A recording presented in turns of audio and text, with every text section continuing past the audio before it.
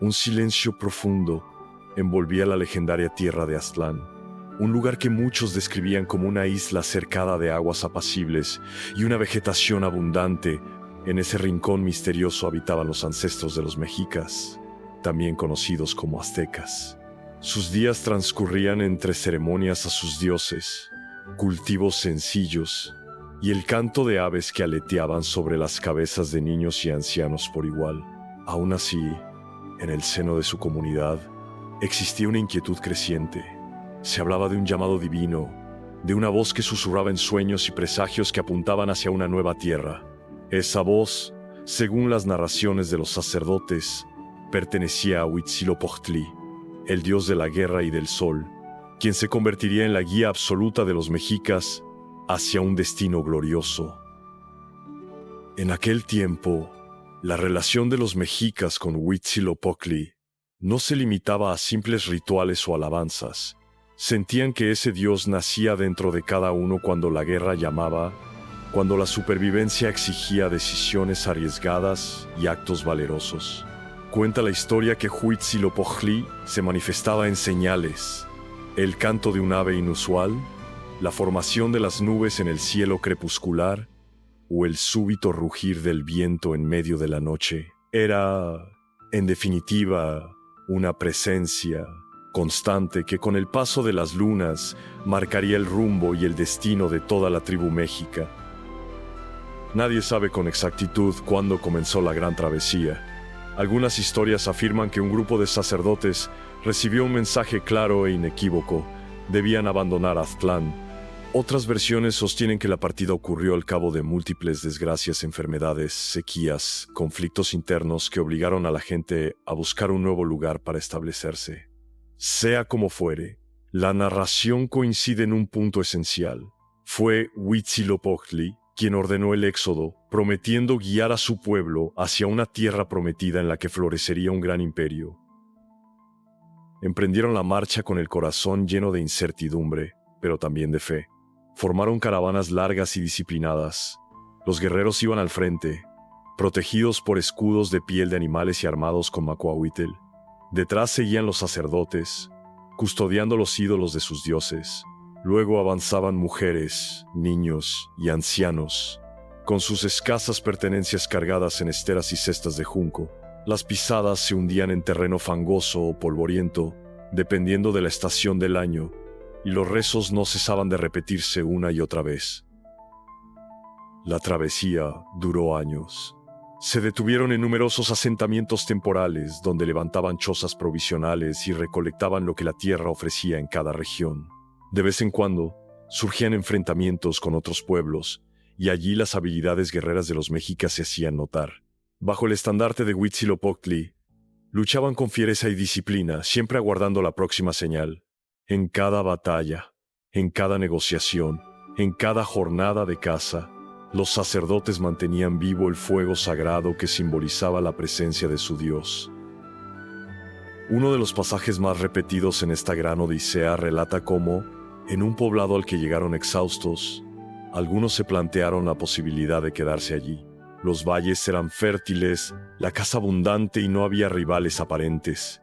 Pero en sueños, Huitzilopochtli habló de un lugar más allá de colinas y lagunas, donde surgiría un asentamiento sin par. Así, levantaron el campamento y continuaron su avance. La idea de un águila posada sobre un nopal, devorando una serpiente, se repetía en visiones y presagios. Esa sería la señal definitiva de que habían llegado al destino prometido. En cada puesto de avanzada, los mensajeros de la tribu salían a explorar los alrededores, en busca de lagos, montañas sagradas o cualquier indicio que se correspondiera con la imagen profetizada. Huitzilopochtli, decían, enviaba a ciertas aves a trazar rutas invisibles que solo los más atentos podían descifrar. Así, poco a poco, se acercaban al gran lago de Texcoco.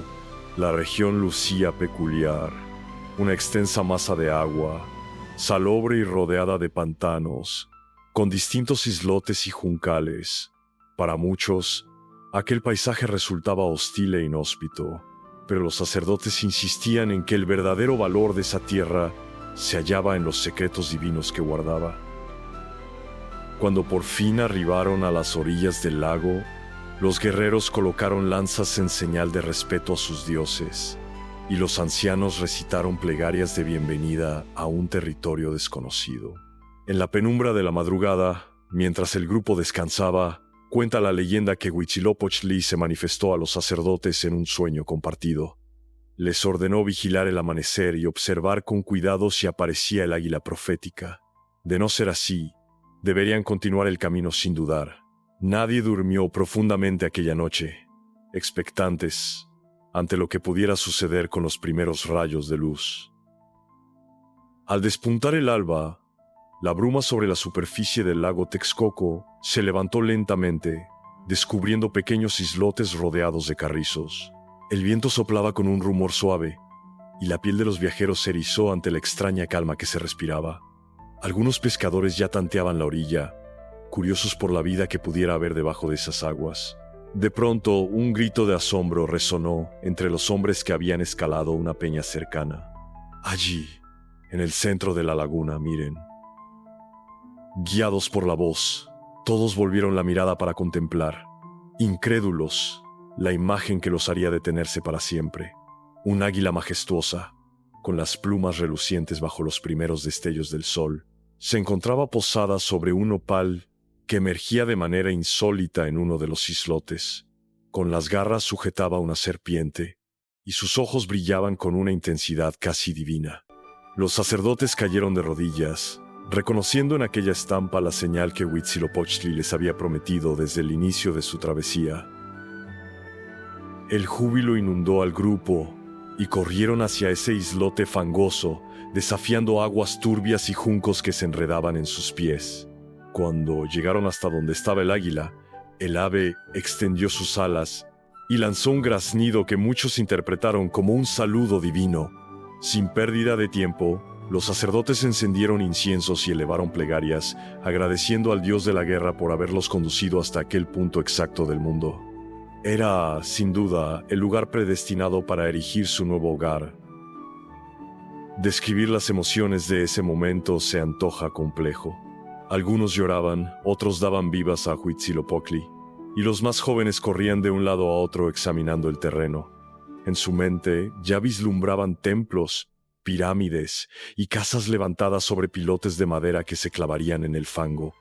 La consigna estaba clara: crear una gran ciudad en honor al dios que los había guiado a través de tantos peligros, una ciudad que con los años sería reconocida como Tenochtitlán, la capital de los mexicas. Inmediatamente, los constructores empezaron a improvisar métodos para levantar las primeras viviendas. Aprovechando la vegetación cercana, tejieron esteras y construyeron plataformas de barro. También idearon chinampas, huertos flotantes donde cultivaban maíz, frijol y otros alimentos que asegurarían la supervivencia de la comunidad. A medida que progresaban, los canales de agua se convirtieron en vías de transporte para canoas cargadas de mercancías. Así surgió la base de lo que, con el tiempo, se convertiría en una de las ciudades más espectaculares de Mesoamérica. Mientras tanto, no descuidaban su devoción a Huitzilopochtli.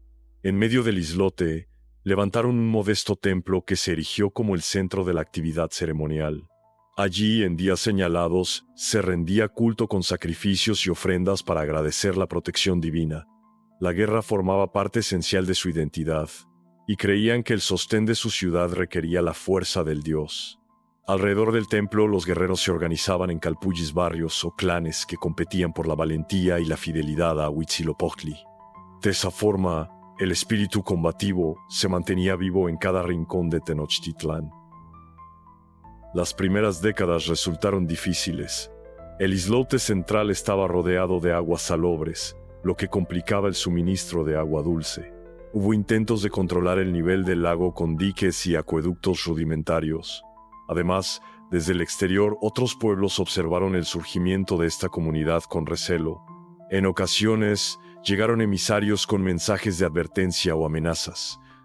Sin embargo, los mexicas, amparados por el poder de su dios, no se intimidaron. Trabajaron con constancia, ampliando los terrenos ganados al lago, estableciendo rutas comerciales y cimentando alianzas estratégicas. Poco a poco, las construcciones de piedra comenzaron a reemplazar las chozas iniciales. Se cuenta que en una de las ceremonias más significativas, los sacerdotes recibieron una consigna directa de Huitzilopochtli. Debían alzar un recinto mayor, una pirámide que honrara no solo al dios de la guerra, sino a otros dioses que compartían el panteón mexica.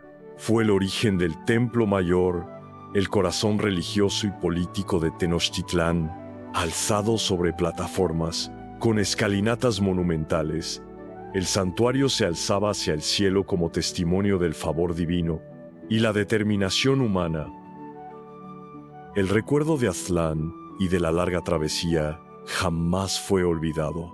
En narraciones junto a la hoguera, los ancianos contaban a los niños cómo Huitzilopochtli había sido su guía, su protección y su esperanza. El mito se repetía en un idioma sagrado, salpicado de símbolos y gestos rituales. Cada vez que la ciudad enfrentaba un reto, ya fuera en el campo de batalla o en la producción de alimentos, recordaban que habían llegado hasta allí por voluntad de un dios que simbolizaba la fuerza guerrera. Por ello, nunca dudaban en alzar los estandartes con el colibrí zurdo, imagen asociada a Huitzilopochtli, ni en ofrecer danzas y ofrendas cuando la ocasión lo ameritaba. Así, la fundación de Tenochtitlán se convirtió en el mito central de la identidad mexica.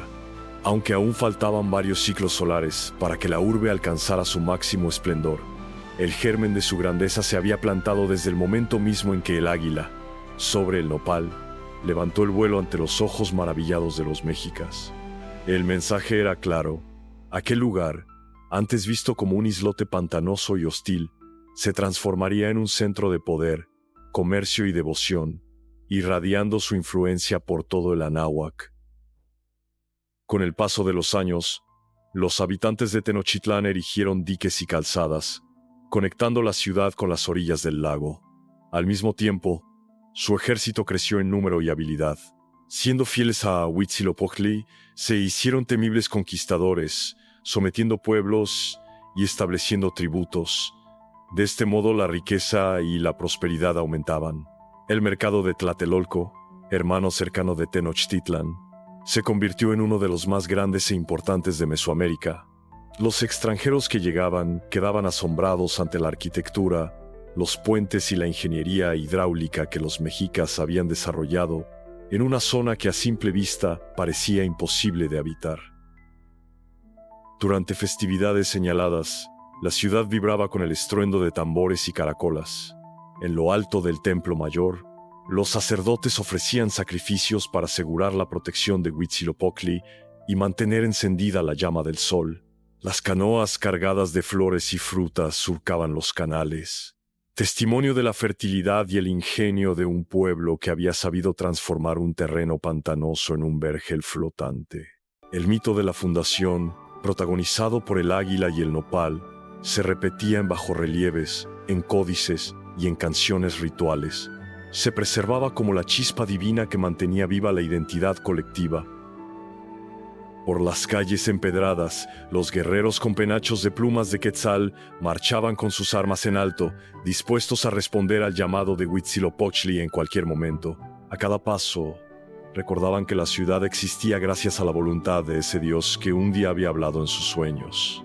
Los nobles y sacerdotes se esforzaban en mantener los edificios públicos, los templos y los canales en buen estado, conscientes de que Tenochtitlán era más que una simple urbe, era el corazón palpitante del gran imperio mexica. Conforme Tenochtitlán fue creciendo, las crónicas se llenaron de relatos gloriosos.